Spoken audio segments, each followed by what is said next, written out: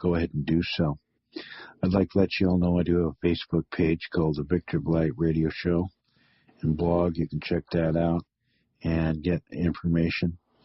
Also on my website, thepromiserevealed.com. I'd like to thank Danelle Glade for the transcription. I'd like to thank Ricky Serafico, who normally does the transmission, and we'll have him back again. I'd like to thank Chris Spell, who's taking on this task of modulating Cobra's voice with a 24,000-mile, signal delay at times. It has made it a little difficult, but we've shortened the time on the interview. It went over an hour, but with the edits that we had to do, it's down to 15 minutes. So I'm doing a little longer intro, but I think there's some interesting information that if you just will enjoy this for a second, we can share some information with you. There's a great book I have for free on my website called The Veil of Invisibility. I got free stuff, folks. Yeah.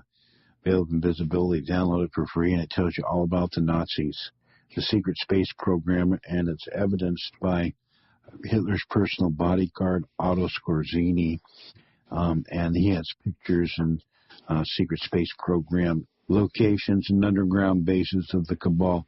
It's quite interesting, and you're going to see pictures of George Bush Sr. with Barbara Walker Bush when they were very young, like 19 years old, standing with Joseph Mengele, the Doctor of Death, Reinhard Gehlen of the Gestapo, and Martin Bormann of the Luftwaffe. And this is in 1938, probably in the Wolf's Lair and Berchtesgaden, somewhere up in those regions. So there's evidence in that free book. I hope you get that. I also have an article here. I want you to, I'm not going to put it in this intro, but you click this link, you're going to go to an article called The Cosmic Plan. I can't say enough about this article written by Giorgio Pienza. It puts a lot of things together. It's quite a long article. I'm going to release it in parts with comments, but I support a lot of the information as every single word, the gospel truth, but I find it to be very, very intriguing as a general perspective overview, like a puzzle you have to put together. This fleshes out and gives you a good idea of what things are looking at. There's a lot of, time lines that are missing, but it goes into the ancient history of the Earth and our relationship with various extraterrestrial groups. Please check out the Cosmic Plan article by Giorgio Pienza and my comments. I'll be releasing that over the next month. Also, the TerraCore Files by Bob Renaud. I put a link to the overview of the Omegan situation and the syndicate. In the interview, Corey wasn't sure. There's definitely a group called the Omegans, and they're pretty darn nasty. And, where they come from exactly and who they are in relationship to this article, but the article's real. And I'm kind of convinced that they're the ones that did not, of the Antar Alliance, that did not, they refused to capitulate to the Blue Sphere Alliance and the push for full disclosure. They're hunkering down. So my information is that they're pretty negative, but they may not be the exact group in the Antar Alliance, but there is a group that's like that. And we should be aware of them, and not be in fear of them, but to be aware. So check out that. It's a very good article, and I'm going to encourage people more and more to check that out, entire site. Incredible information in a love written in the stars.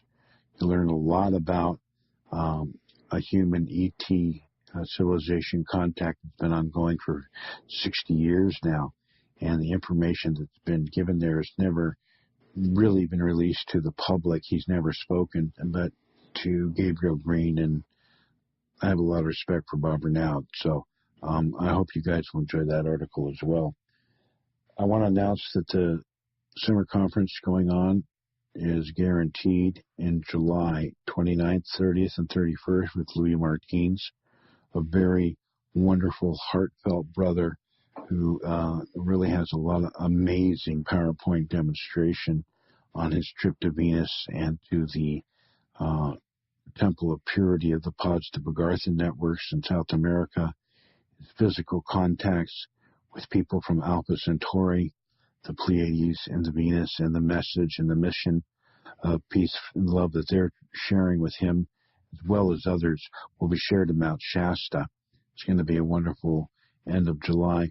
And of course, if you don't know already, we have launched the secret space program, Mount Shasta Summer Conference Part 2, which is going to be taking place August 26th, 27th, 28th with Goode.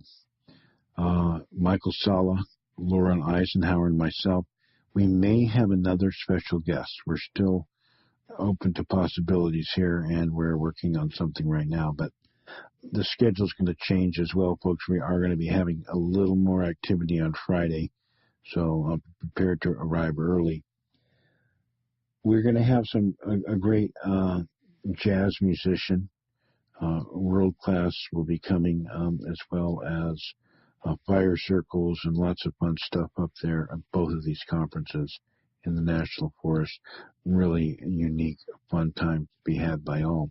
Folks, I had an orphanage that I had talked about some time ago, and you folks stepped up and raised $3,000 in a couple days. And it was really, really awesome. These kids got their schooling paid for. The government that was putting pressure on the 27-year-old father figure to these kids, who was an orphan himself. He has 23 kids to feed every day. I can't imagine how he's doing it, but he works really hard, and we were able to supply food for the kids. It's like $500 a month, which is really cheap, can fund about 23 kids for a month. So, in basic food stuff. So I wanted to keep that going, so I asked for someone to donate a website, and lo and behold, a gentleman named Daniel has stepped up, kind of on the esteemed tale of Bethany Cromer, who helped Christopher and the children get funded and brought them to my attention, who's done a lot of wonderful work for her. Shamanic Designs. Bethany Cromer has a lot of perks coming from God for her work for these children. And now we have a website where you can see them and meet them. It's the real deal. This is not a scam. I don't touch the money. And I've actually donated my time and some finances as well here. I really believe that this is a good thing that you can do to make a change in people's lives. So check out the website there by clicking the link on the transcript. So without further ado, I think I've gotten through everything here, talking about the two conferences, the dates, and I thanked a lot of people, and I want you all to keep your hearts open and enjoy the interview coming up here with Cobra and Corey. Thank you all so very much. And we're going to have Lauren Eisenhower next week, part 2 the following week, and then we're going to revisit this interview again in the end of June. They've agreed to do another interview. I think it's going to be fun, folks. So God bless you all. Thank you so much. Okay, ladies and gentlemen, as promised, we're going to get right to the interview now. This is a real important watershed moment for lightworkers. Some of the two largest, I guess we'd call them insiders, revealing what's going on behind the scenes in the world today, have agreed for the sake of unity of their followers and to provide clarity on various points that we're going to be talking about, are going to be answering the same questions and commenting on each other's questions here. We're going to go ahead now and begin this interview. I have some questions that have been prepared directly for these gentlemen, and we're going to start right now. Corey and Cobra, despite the fact that certain aspects of your information does not match up with each other, do you both generally agree on the bigger issues such as full disclosure, freedom for the people, release of hidden technology, an end to war and environmental destruction? Corey? Yeah, I think that's something pretty much anyone can get behind. We've all seen the signs of all of these topics not being conspiracy. They're real. And we've seen the different political movements. Everyone is tired of the lies. They're ready. Cobra.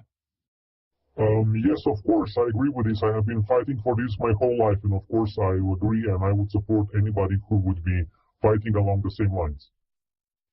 Is there any reason that both of your respective audiences should not cooperate with each other towards full disclosure and planetary liberation? Cobra. I do not see any reason for that.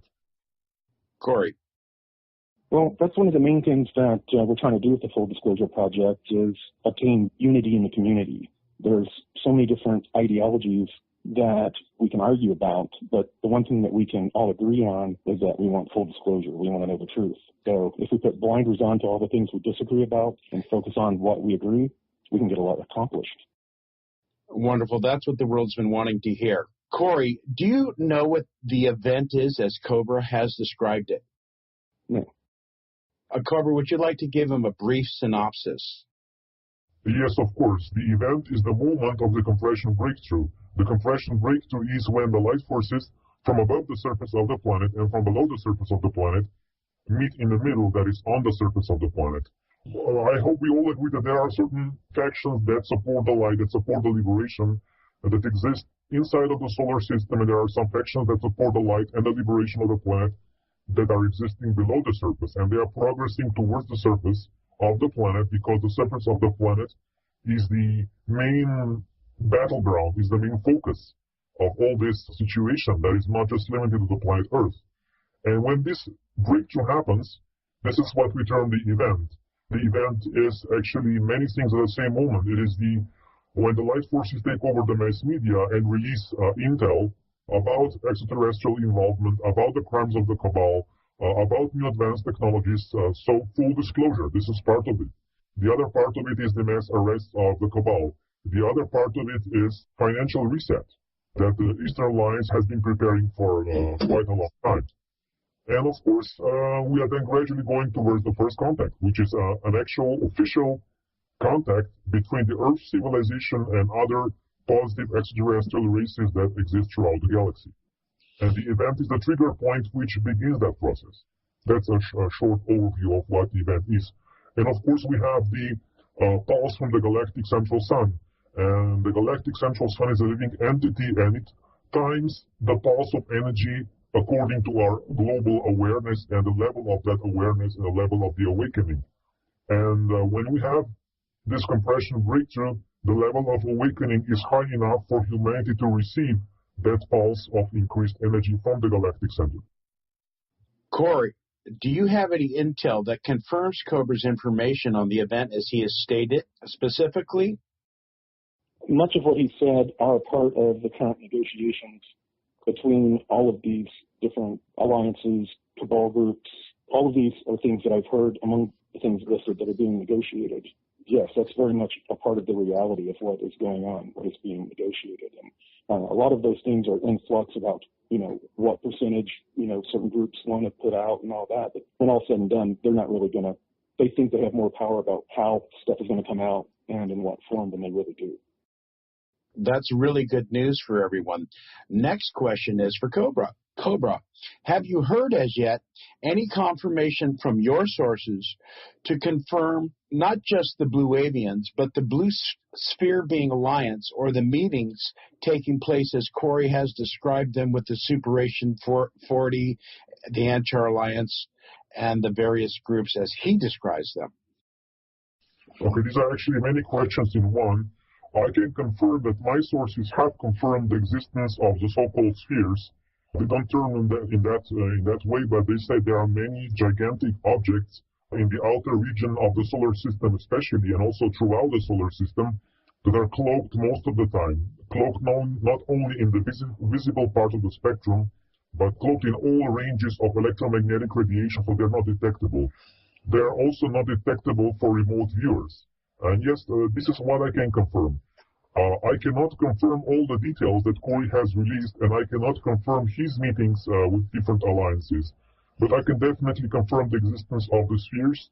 Not in detail, but general information I can confirm. Again, ladies and gentlemen, we have gentlemen who are both having genuine contacts, and it seems these groups are working within their own different parameters. Corey, can you give your opinion? I know there's lots of different people having different types of contacts. Is the reason that some of these genuine people with face-to-face contacts working for the same reason, from your understanding, might not be on the same thread? There's obviously lots of groups. What is your opinion on that one? Yeah, there are many different groups working with slightly different ultimate agendas that have the same overall, agenda that are working their own segmented little operations. And they're not always completely read into the operations of other groups. They may be working off a lot of the same intel, but they're not working off of the same mission statement, if that makes sense. So if you meet these different beings, you could meet 2 or 3 different beings that have different operational modes that they're in and have different reasons for delivering information to people, even though it's for the same overall operational goal. Cobra, would you agree, or do you have any comments on that? Yes, I would agree, and I would say that each group has its own cultural roots and its own strategy.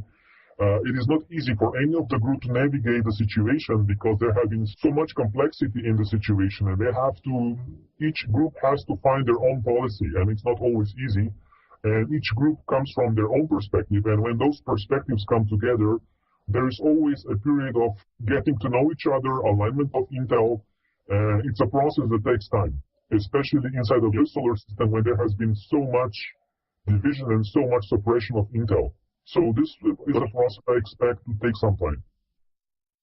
That's an important point that Cobra made. You have to develop a rapport with a being to understand, their culture or where they're coming from, the way they communicate, because all these different beings, they can communicate in a different manner, just like all the different people that you run across in your daily, Yeah, it's okay. Like Italians speak in a certain way and communicate a little different, yeah. Well, not only that, but just different personality types and different points of view. People communicate differently, and in our daily lives, we may misconstrue a normal conversation. So until you get to know a person, then you're going to understand what they're trying to communicate to you. So, you got to develop a rapport with some of these beings before you can fully relate what they're communicating to you. Okay, thank you. I usually choose questions that I get repeats on, and this is kind of an interesting one. And this has been reported. People have sent me leaks from news reporters around the world with this same phenomenon, kind of like those giant circular sinkholes that have been showing up, kind of kept silent. But around the world, lots of people have recorded on videos as well as on newscast reports. Certain cities are hearing some noises. And the question is, what are the mournful sounds of trumpets registered in countries around the world? Cobra, first, do you have any intel on what these sounds are? They definitely seem to be real. Okay, according to my sources, what is happening is there is I would term it infrasound, which is just the threshold of human hearing, about 16 hertz. And that frequency is harmful for human consciousness, and the Cabal is using scalar devices that transmit infrasound. The infrasound travels not only through physical space, it travels through the etheric space, and it travels especially through plasma. And by infrasound scalar waves, they keep human consciousness locked into a certain vibrational state. And people who have good hearing can hear that sound, or some of people can actually feel that sound within their bodies as a certain vibration, certain suppressive vibration. So it is something that has been actually monitored, measured, and documented around the world. To follow up here, some of the sounds are actually reaching to be heard in certain areas. It's been reported like for a week, I think, I'm not sure, but I think it's like somewhere in Utah, they're hearing these sounds, and it's on the news. So is the technology of the Cabal breaking down, and it's breaking into the audible spectrum now? Actually, many people can hear that sound. It is not so difficult to hear if you know what to listen to. But people usually just disregard it because they have so many other things to focus on in their lives. But those, as I said again, those sounds have been documented, they have been measured. The frequency spectrum has been measured, and usually it is just below the threshold of human hearing, but some people can hear it. Okay, well, it's being recorded, so it seems like a lot of people hear it. Corey, can you talk about it, Corey? Yeah, this is something I've been asked about quite a bit, and it depends on the actual incident. This is a sound that's completely audible, that you can record. Then it is a mechanical sound. And this, if it's a regional, if it's just happening right around a little city, a lot of times this is them exchanging air with the surface, with below ground bases. But when it's heard in wider regions around the planet, the huge trumpet sound and other low frequency sounds, it is from similar to skyquakes. It's from incoming, the rise in energetic waves that are coming into the solar system that are interacting with our upper atmosphere. Interesting. Thank you very much. So we have two different possibilities on these, is a vibrational thing as well as a cabal infrastructure. Both have agreed that there. Here's another interesting question I have for both of you. Do either of you have intel on the explosions off the coast of Japan? According to Benjamin Fulford, these were subterranean battles underneath a military base that Ben Fulford said was to prevent World War III. Corey, do you have any intel on that earthquake off of Japan? Was it a small-scale nuke, or do you have any information on that? Quite a few of the earthquakes that we're having that are ranging between 5.8 and 6.8 are triggered from various different exotic weapons. Part of this intel update that we're releasing, it's either going to be this evening or tomorrow. David Wilcock's releasing it for me on his website, Divine Cosmos. It has to do with a lot of the pretty terrible battles that have been going on at underground bases and caverns, especially down in South America and under the ocean around Antarctica. There's been a lot of activity going on underground and a lot of different exotic weapons, including fifth-gen nukes being used, all these different exotic scalar weapons, and it's pretty hectic right now. So yeah, there's a lot going on. With that said, could you give us a little more talk? Is this between different ET groups, or is this between certain aspects of positive military or negative military from your understanding, or all three? All of the above. And one of the latest bits of intel from when I met with Gonzalez very recently, I've been getting for weeks mass reports of different types of orb kind of UFOs over Australia, but some would say they're metallic. Some reported that they had portholes going around them. Some reporting that they were of Russian origin. And then there were reports of these very large pumpkin seed-shaped cruisers, which are Draco, leaving Antarctica. And then some of them had actually left the Earth's atmosphere before all of these unknown dark chevron ships showed up and started attacking them. And as of the last meeting, it's, I guess, postulated that it's some Earth Alliance group that has obtained this technology, but they're not claiming responsibility for using it.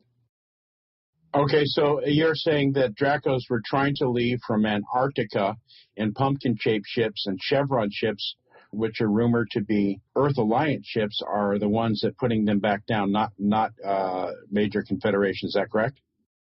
Correct. And for months, we had been observing cabal Nazi groups headed down to Brazil and Argentina, and they'd been heading into their underground bunkers like ants into the ground. And they had been shuffling a lot of their assets and people down to Antarctica. So these people, we believe, were also on these cruisers trying to get off of the planet before something happens. Things seem to be reaching a crescendo of sorts, especially in the Earth Alliance with the negotiations and what they're doing in the background. Thank you. Cobra, we kind of went into other information, but can you confirm the Japan information that Corey says is correct, and these other things, or part of this intel? Can you comment on that, please? Okay, what I have received from my sources is, yes, there are battles in, I would say, shallow underground bases in Japan, and mostly conventional weapons were used that triggered some of the earthquakes. But not all earthquakes were triggered by that. There was also an increased activity of the tectonic plates which react on increased activity from the galactic central sun. The other thing that I can confirm is that there is a lot of movement of the Cabal groups. They want to escape through two routes towards Antarctica. One route goes from Texas through Mexico, then to South America, mostly Brazil and Argentina, towards Antarctica.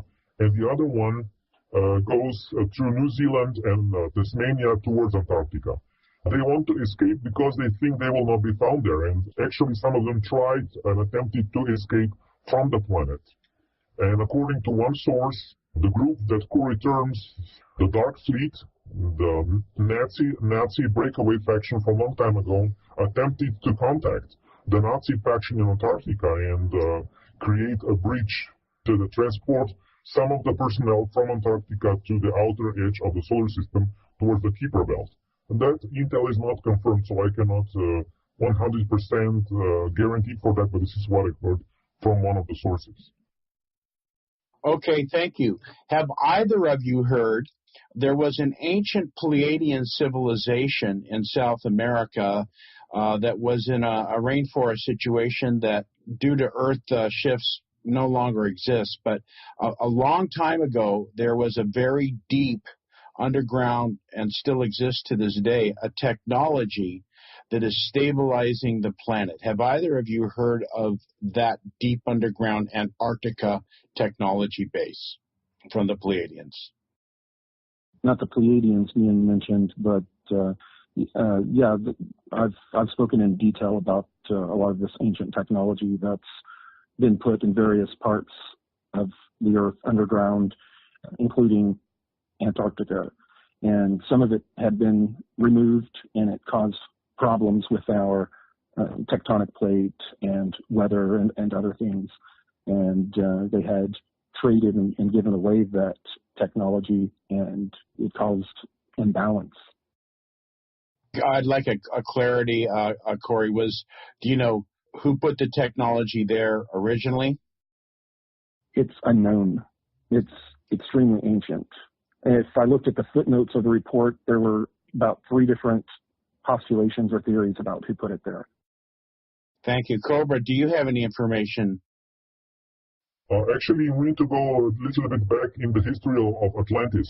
Atlantis on planet Earth was pretty much a global civilization which was seeded or encouraged by different waves of different cosmic races. There was a Pleiadian wave which has brought Atlantis to its heights about 200,000 years ago, and there was colonization from the Sirius star system, which created another peak of Atlantean civilization about 75,000 years ago. And each of those races have brought a lot of technology and a lot of spiritual understanding to Atlantis. And each of those races that I have mentioned have created their own network of surface cities, of subsurface cities, of tunnel networks, of underground pyramids, of crystals, of stabilization technology for the tectonic plates. But unfortunately, there was another faction which came from Orion, which infiltrated those networks on Atlantis and misused the technology. And misuse of that technology actually was responsible for the deluge of Atlantis, for the last sinking of Atlantis, which happened around 11,500 years ago. A lot of that old technology is still spread. Some of it is submerged on the bottom of the ocean. Some of it is a little bit underground. Some of it has been purposely destroyed or suppressed. But a lot of those machines and technology and crystals is still remaining. And many underground factions have discovered those old remnants. And a lot of this will be coming to the mainstream media at the time of the event. Yeah, and that's much newer technology. That's not the most ancient of technology that's found subterranean. So there's some much more ancient technology. I've heard that as well. Would you like to elaborate? Many hundreds of millions of years old. Thank you for that. Let's see. This is kind of another question that's come up. Simon Parks has indicated that he has heard that this was a battle. This is a little closer to home. And we don't know for sure because the people that filmed it, there were several groups. It was Area 51, had a large amount of smoke, and it didn't look like a brush fire because it kind of came from one source. But do either of you have intel on the giant smoke cloud that was reported in Area 51? Was this underground base engaged in one of these battles, or was this a brush fire? Do either of you have intel? They have a large problem of getting rid of nuclear materials from all their testing, and they've been openly burning nuclear materials, and it's gotten away from them several times out there. This is something that's happened before. Okay, according to my sources, this was just brush fire. Yeah, it's been they're burning and releasing things, and it gets out of control, and the whole area catches on. It's happened several times. They end up shutting off radiation detectors in areas where the wind carries it. Yeah, this is something that's gone on several times. Interesting. Both can be correct here. Cobra says it's a brush fire. Corey says it's a brush fire. It was a brush fire. It was a brush fire. It turned into a major brush fire. Caused from burning. I don't. That's just madness. These guys are really crazy there. Thank you for that. So we have here the question for both of you, and I guess Corey, since you're kind of new to the event information, the general theme of what you've heard from your various sources for the intent for liberation. But the question is, as the global situation is improving on the planet, even if it seems to be slow, do we really need an event or a watershed moment in order to continue to improve the situation like it's already happening in the last years? Could it just be a slow momentum, or do you both believe, like I believe, that it's going to require an aha moment, an epiphany, a revelation through mainstream media with a great focus of the world to create the event? Yeah, it's going to absolutely require a catalyzing event for everyone to be jerked awake. I mean, if we're gonna slowly expect everyone to trickle into this new reality of understanding about all these suppressed technologies, let alone all of this other stuff that Cobra and I talk about, we're gonna be waiting millennia. So, there are going to be outside forces that are doing all they can, but we have a part to play in this scenario. Every single one of us, not one person is too small to take part and to make a difference. And they're waiting for us to, stand up and take our part in this. None of us can say that we don't have any skin in the game. So as each of us contributes and puts our differences aside and starts to work for full disclosure, gets the information out there to the general public, then, the 100 monkey effect's going to occur. And as more and more of them learn this information, it's going to become more acceptable, and people are going to start asking the questions we want them to ask. And when that catalyzing event occurs, they're not going to be as much in shock as they would prior. Very good. Cobra, we know you obviously feel that there is a watershed moment. We call it the event. Would you like to comment, please? Yes, of course. I would just give an explanation. It's a process which is called phase transition.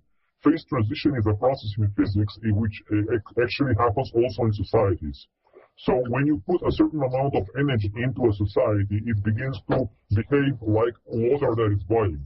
So what we are experiencing now is this boiling water. It is all this descent in human society, all this questioning, seeking, all this restlessness in human society is a reflection of this cosmic change. And when a certain amount of energy is brought into that system, the water begins to boil. It begins to change into vapor. And this is what is happening with human society. It's going through a phase transition. And the moment of the phase transition is the event. It is a sudden change which can be felt beforehand a little bit. It can be expected, but when it really happens, it's a sudden transition. It's a quantum leap. And this is the way transitions happen in nature. They don't happen gradually. Phase transitions happen suddenly, and this is what is going to occur. Because we simply do not have time. We do not have millennia to wait. We are actually responding to cosmic forces that are triggering this transition. They are guiding us through this transition so it can happen as fast as possible, as harmoniously as possible. Human race alone is taking one part in this transition, but it's a global cosmic event, and each of us, of course, plays a role in this event. Thank you.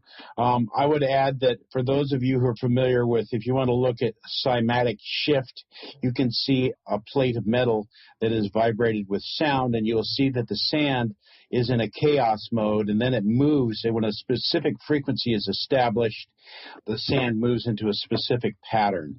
And we are going through this chaos position very shortly to reestablish a new pattern. Corey, are there specific plans that you know of for the Sphere Being Alliance specifically to become allies openly with the Earth's surface population at some future date? No, not that I know of. From what has been communicated to me is that they will remain in the background, and as the outer barrier and these different spheres slowly are faded out or transitioned out as this cosmic energy comes in, then they will no longer be needed here, and we will no longer, we won't need them. We'll be in a different state ourselves. So it seems as though some of them we will never meet. Cobra, you speak of the resistance movement, and we know that they are definitely involved on the surface of the planet. I personally feel there's many other beings that are here on the planet that have been here for a long time. Some come and go, and some are lifetime Earth members now. Can you talk about the plans for you've mentioned this before, so from your group, they do have plans to communicate with the surface population. Can you share with our listeners what those plans are? Many want to sign up. That's not really that way, is it? Can you talk about that contact that will take place in the future, Cobra? Yes, it is not safe now for that contact to happen, but after the event, the contact will happen. The resistance movement will make physical contact with people who are, I would say, the most awake and aware individuals. This will be the first interaction that will happen, and based upon how this goes, they will gradually begin to reveal themselves to the surface population. They are not the main group to interact with surface population. The main group will be the Pleiadians, later the Sirians, and then the Arcturians, and the other, I would say, positive galactic races from our galactic neighborhood. The resistance movement's role is to tactically support the event, to make sure that the infrastructure is running, that we have electricity, internet, food distribution chain. They will support the positive military in their operations. They will support the media releases intel. There will be not so much face-to-face interaction with the surface population, at least not in the initial stage.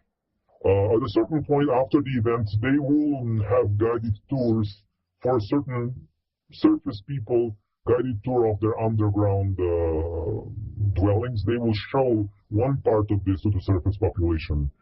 And those who would like to join and be integrated, it will be possible if certain conditions are met. Corey, do you have any comments on Cobra's questions? Answers, I mean. It's going to be part of this update that we're releasing. Tari from the Anshar had requested after she had the meeting out at the Kuiper Belt base, she had requested a meeting with the Super Federation.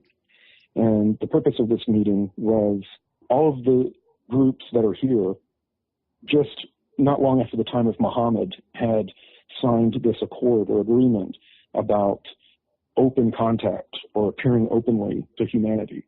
It was to allow us to develop on our own, and they only agreed to, do things from the background, and contact people kind of secretly. I don't know all the details of this accord, but it's pretty binding, and it came after some pretty major skirmishes they had. And this is something that they want to revisit and make some amendments to, because some of these inner Earth groups want to start making more appearances on the surface. And this is a meeting that has been granted and is going to be coming up very soon. Cobra, do you have any comments on Corey's intel there? Yes, there has been agreements made, but the purpose of those agreements was the real reason why surface population was not contacted it is because the Dark Ones have controlled and isolated the surface population. There are many positive groups that wanted and would like to contact the surface population, but they couldn't because it was simply too dangerous because the Cabal would retaliate. There were some instances when the surface population was contacted and there were consequences. Yeah, I mean, the Draco and all these different negative groups have signed this accord as well. That's what is going to be one of the trickiest parts. This next meeting is not only going to be representatives from the Super Federation, but it's going to have representatives from some of the negative groups there as well, which is going to be a type of a meeting that has not happened since the accords were set up and signed. Yes, but the Dracos never negotiate. They just want to have their own ways. Yeah, I've seen them negotiate quite a bit, but they negotiate out of the side of their mouth.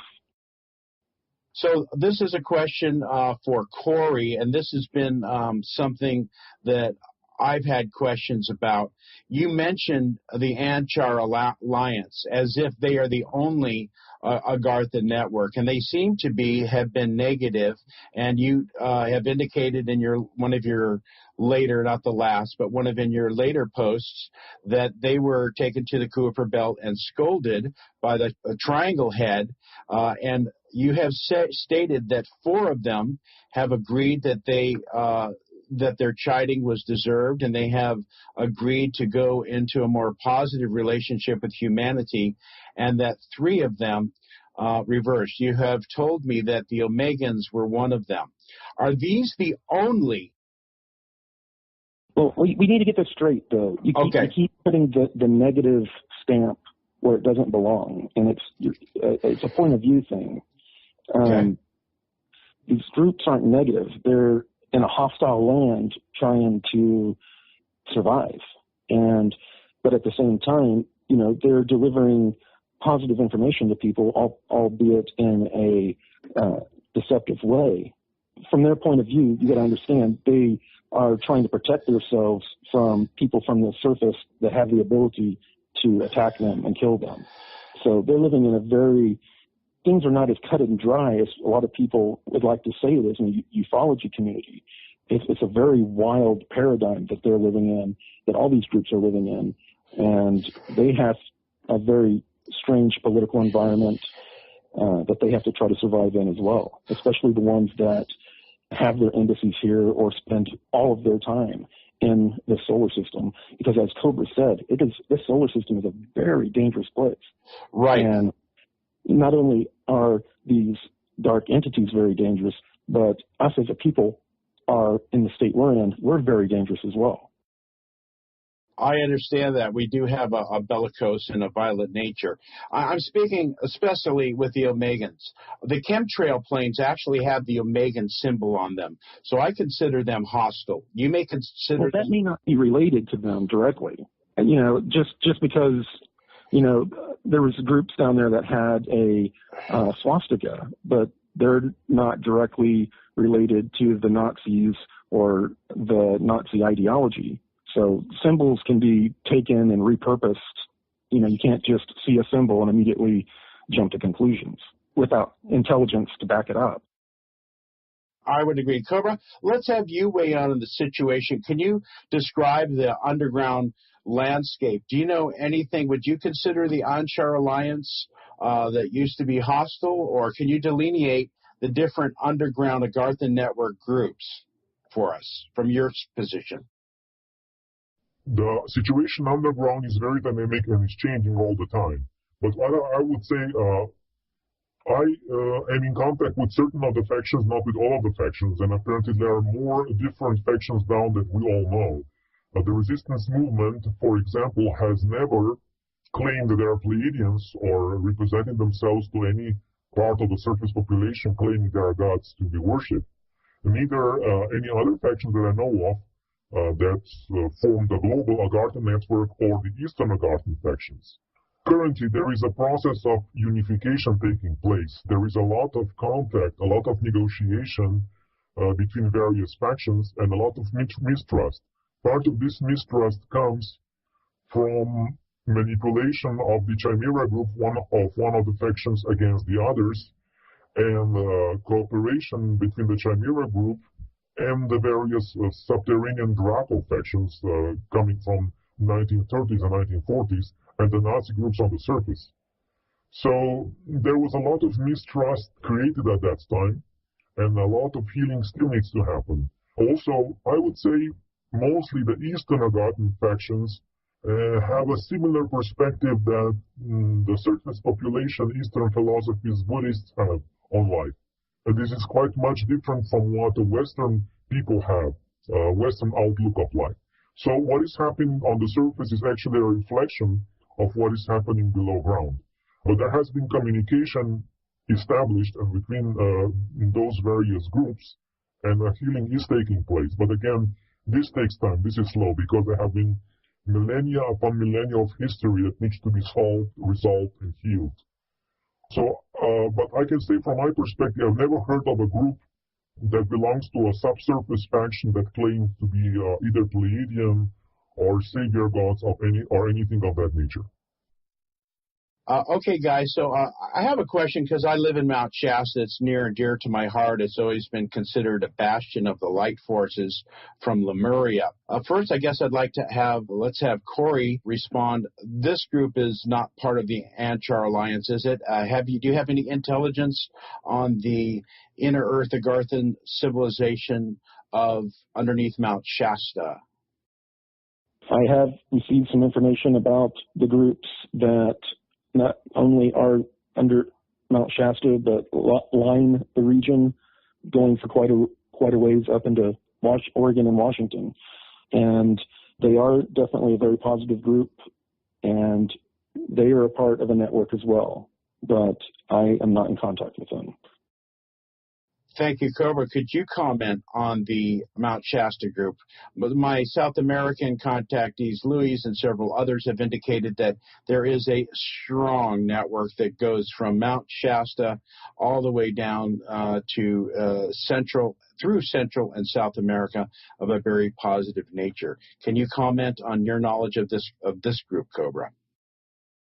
The group below Mount Shasta or inside Mount Shasta is part of the, I would say, the global Agartha network, which originates from time of Atlantis, when part of the light forces had to go underground because of the Archon invasion 25,000 years ago. And 25,000 years ago, they have created a network of underground cities and underground tunnels. And one main tunnel goes from Alaska through Washington State, through Northern California with Mount Shasta, through Southern California, through Mexico, Central America, and down into the South America. And there is another main tunnel which goes from Peru underground through Caribbean, through Atlantic, through Morocco, through Egypt, and then onwards towards Tibet.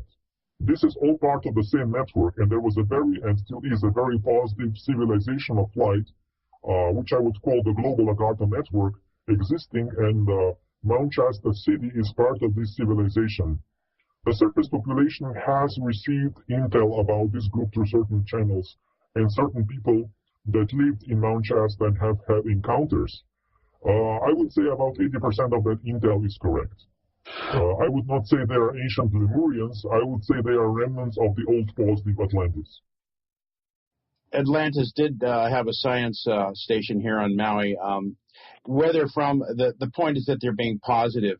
Cobra, have you heard anything about the Antar Alliance group underground, specifically the ones that Corey has talked about? He has mentioned, I don't know if you saw his report, one is with this woman named Karine, the Omegans, and some others. Have you heard about this, the Antar Alliance specifically? Are you familiar with this group of 7? The Antar Alliance is only 3. Oh, 3. Oh. Yeah, the ones that wear the Saturn symbol. Oh, the Saturn symbol. Have you heard about this group, Cobra? Okay, I have read Corey's report. I have not heard about this group from any of my sources, but I know that Sheldon Idle has mentioned Truth of Anchara back in 1995. Okay, thank you. Cobra, can you speak about your knowledge of the halls of Amenti and the Akashic records, as Corey has described them as kind of like an Earth-based library on the outer, and then I guess the main records, Corey, you can correct me on this, was behind was a crystal that they were trying to grow. Is that correct, Corey? Yeah, and that's a living technology that has a lot of records in it, and that technology may tap into the Akashic records. I don't know exactly what you're referring to in that. I've heard that referred to in a couple different ways, but yeah, it's definitely a major historical database that is very important to them. Okay, just for your clarification, Corey, Akashic Records is the mineral kingdom which stores all information that's ever taken place on a planet as kind of like a living memory that can I've heard it also used that it has all of the everything that's ever happened in the cosmos. Cobra, could you talk about the Akashic Records and the halls of Amenti and kind of play it off of what Corey talked about with his group? Okay, the Akashic Records are a natural imprint of any event in the etheric matrix, in the etheric substructure of matter itself. And with proper technology, you can always read what is stored there, that informational imprint. So light forces and most of the advanced races in the universe have technology to read that record directly from the etheric substance. Crystals, physical crystals, can store that information quite effectively. I would say physical crystals are more advanced versions of our current hard disks for computer. They can store more information, more dimensionally, and more effectively. But basically, Akashic records can be accessed directly from the etheric plane with certain technology, and for more evolved beings, they can access the Akashic records directly with their consciousness. Thank you. Can you speak about the halls of Amenti? These were spoken of in the Emerald Tablets found in the Temple of the Moon in Central America, and they're recording a person from Egypt named Thoth, and the halls of Amenti were kind of indicated as being below Egypt. Cobra, can you speak about the halls of Amenti, and are there multiple ones that possibly that Corey was speaking about? Okay, each city of light had their own records, and particularly for the Giza Plateau, there were crystal records of the past beneath the Sphinx, and the resistance movement have accessed those crystals back in 1999 before the Cabal could get them. I heard they were removed. Cobra and Corey, you both have mentioned that we have a tremendous power of manifestation that the Cabal doesn't want us to learn about. And they even use techniques like programming, scalar plasma waves, mind control, imaging, that have us working against ourselves. If our group focus and the collective consciousness is the most influential factor to speed up liberation, shouldn't we as a group try to encourage the entire light worker community to come together and to meditate and pray for a common goal? Would you both agree? Absolutely. That's one of the things that has been talked about in our Full Disclosure Project group, that July 8th is Disclosure Day, and we've been planning to launch an ad campaign and all kinds of other stuff, to promote disclosure. And so, yeah, that's a perfect time to do other things. Cobra, would you agree? Yes, of course. I would agree that mass meditation is one single most influential factor that the surface population can contribute towards the breakthrough. July 8th, the Disclosure Day, is one opportunity to unite diverse groups to a common goal and focus our attention to that particular point in space and time to get closer to the breakthrough. Okay, ladies and gentlemen, a lot of you have been asking for this type of unity. Cobra already has a weekly meditation. I actually spoke to these gentlemen before, and the suggestion I had was let's make this a unified, worldwide meditation as a common goal for full disclosure and planetary peace. So you've heard it right here. Both of these gentlemen are not going to be the only ones, but they are lending their support to coincide with Corey's Full Disclosure Project, which is the same as Cobra's. It's not a name thing. It's about planetary liberation. So those of you light workers who are out there creating banners and information and video and media, we would like you to, July 8th, Full Disclosure Day, planetary world peace.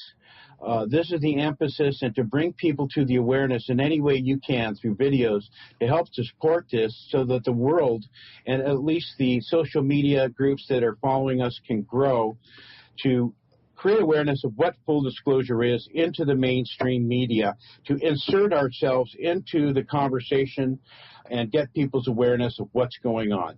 So that's a done deal. Now, folks, so it's up to you. You can focus through Prepare for Change is going to pick this up, and I'm sure Corey's Full Disclosure Project is already working on this day, but we're adding World Meditation and Peace Day. That's a done deal. I would suggest that other groups that are following or attempting to assist in the liberation process also support this. David Wilcock could support this. Other people could support this. I'm just stating this openly to see and manifest more of this support. It doesn't matter if it's my meditation or somebody else's meditation. What matters is that it's a focus and common goal at a certain moment in space and time. This is what brings results. Thank you. That's exactly what we're... Go ahead. That's the whole point of the unity. And if all of us can work together like this and cross-promote each other's programs like this and partake in them together, then, we're going to make a difference immediately. Very good. Both of you, Cobra and Prepare for Change, Antoine started this kind of network group that supports. Maybe you can combine with Full Disclosure groups. Those two can get together on their own. I would like you now, we're coming towards the end of this first hour, folks. We're going to have part 2 here coming out. But Cobra, I'd like you to share your website, your blog, where you're appearing, and to let Corey's people know about your information and to check you out. Some people will be listening to you for the first time. The same goes for you people who've been listening to Cobra. This is a chance for you to connect with Corey, and we're going to get all of their websites coming up. Cobra, share everything you think is important for people to know to follow you and to keep in touch. So if they go to Google, they can just Google Cobra Portal 2012, and they will find my blog, and there is a vast treasury of information there. Okay. You do have some, I guess you're calling them Ascension conferences coming up. Are you ready to release any more future dates for people here that they can look forward to meeting you and hearing about this? Yes, we will have an Ascension conference in the beginning of June in Greece, and of course everybody is welcome to participate. Okay, and there may be more released later. Corey, could you please share your websites, your disclosure projects, Gaia TV, and folks, you can support both of these gentlemen through their websites. Corey? Yes, my main website is fearbeingalliance.com. That's where you can find most of my articles. And then the newest site is fulldisclosureproject.org. And that's the new site where we're going to do a lot of the unity in the community kind of events, and also working together with other groups. We're already starting to work with Dr. Steve Greer's group to help promote his movie Unacknowledged, and start working together with a lot of different groups. If you like watching the show David Wilcock and I do together, Cosmic Disclosure, you can watch some free episodes and sign up at blueavians.com. Well, that's wonderful. Gentlemen, it's been really wonderful having you both on here for this first show. I hope people would... Don't we have a conference coming up? Oh, thanks for reminding me, Corey. Yeah, my site, thepromiserevealed.com, I have announced we are having a summer conference coming up with Corey Goode is going to be presenting for 2 days. Michael Saul is going to be there, Laura Eisenhower, myself.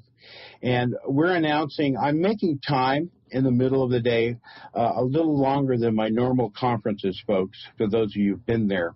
For those of you involved who have been signed up, and Corey's team, Corey and Laura will be joining Michael and myself